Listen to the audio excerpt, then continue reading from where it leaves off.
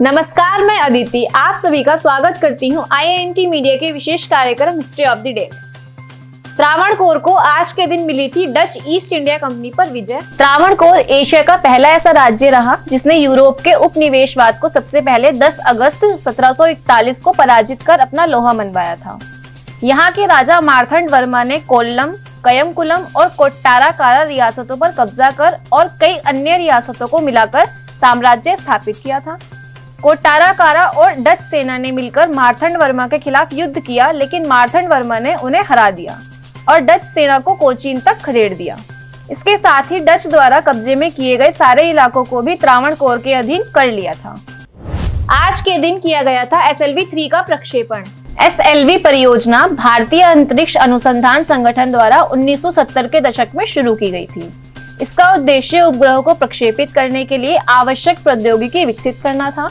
इसके तहत 10 अगस्त 1979 को SLV-3 का पहला प्रायोगिक प्रक्षेपण श्रीहरिकोटा से किया गया, लेकिन यह विफल रहा। यह 4 चरण वाला ठोस प्रणोदक रॉकेट था।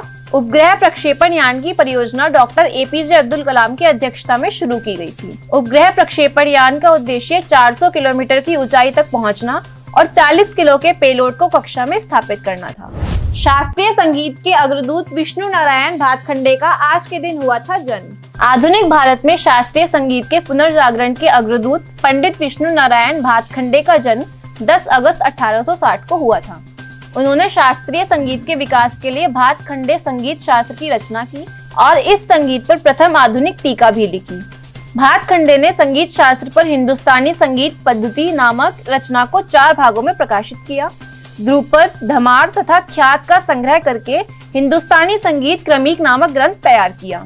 मैरिज कॉलेज वर्तमान में भातखंडे संगीत विद्यापीठ लखनऊ, माधव संगीत विद्यालय ग्वालियर व संगीत महाविद्यालय बड़ौदा की स्थापना में वह प्रेरक सहयोगी रहे।